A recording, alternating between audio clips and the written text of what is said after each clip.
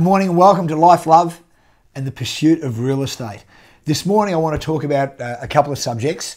It's a rainy and very overcast, cloudy day here in Melbourne, so we're sitting in my office. So I'm trying to look like an educated academic, which I'm certainly not. I want to talk about priorities. One of the things that I've over the last few weeks that I've really noticed is that, you know, when you ask someone to do a particular job and you get the old response, I'll get back to you, or I'm really busy right now, I can't do it right now. When I really analyse the answer to that question, what they're really saying to you is, it's not important to me and I'm not going to do it for you. That's really what they're saying. So I had a look at that because I've been out in a lot of meetings lately, and I've watched people conversing, and what we're trying to do in the meetings is, aside from having a business plan for the meetings before the meetings, as I've spoken about before, I'll try and organise a priorities list before we finish. So a list of things that we need to get done within a certain time frame to make the meeting viable, right? And to make sure we're utilising our time right. So therefore, we have to decide what is a priority, how do we implement a priority, and who do we get to help us implement that priority? And who determines what is a priority?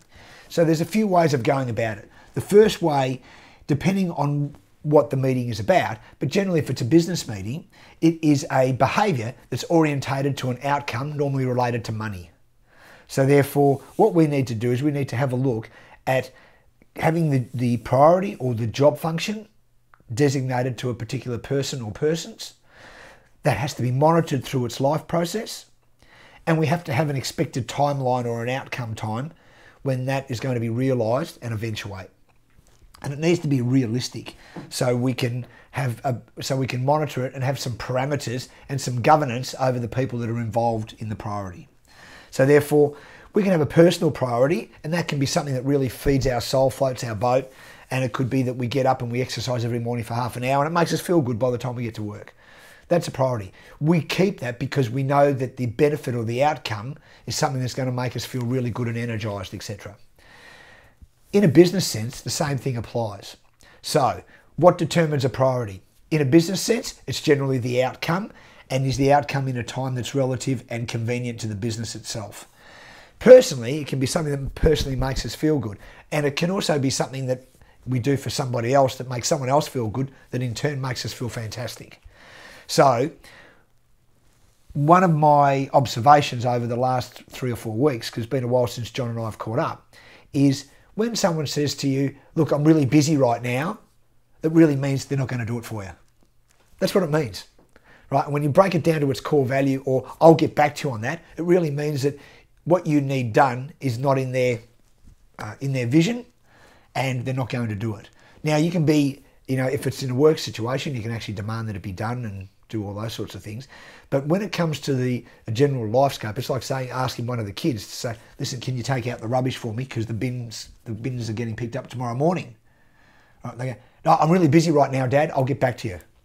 You know, or I'll do it later. It just means that your priority and what you think needs to be done is not in their line of sight, right? And it generally means, most of the time that I've found, they generally won't end up doing it. I end up doing it myself. Now, that might be a fairly plain sort of an example, but in short, I'll give you an example of something that I also saw. I had a friend of mine whose child got very, very sick, and they were at work. They dropped everything they had at work. They got home, they got a very, very, very high profile job, extremely well paid, very notable position here in Melbourne, and they dropped everything, and he's a lawyer, and they were in the middle of a court case, and he got the phone call, and he went home and he had to take his boy to the hospital. Now, what that shows me is that priorities and the list of priorities and the order of priorities changed, because this was a really high profile case that he was working on, and he had to go home. So the priority of his family reigned above the priority of his work.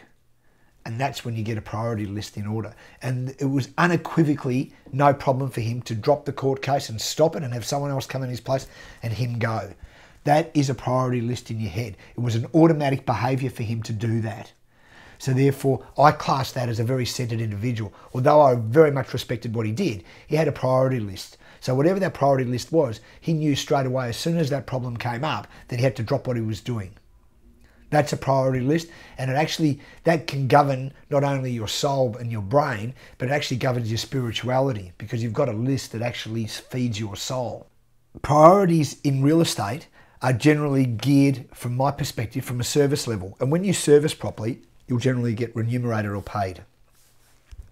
Now, so, having the awareness of what you need to do day by day, and I'm not here to give you instruction about prospecting or networking, which I'm in really big favour of, or how to do a market appraisal, or how to sell a house, etc., etc.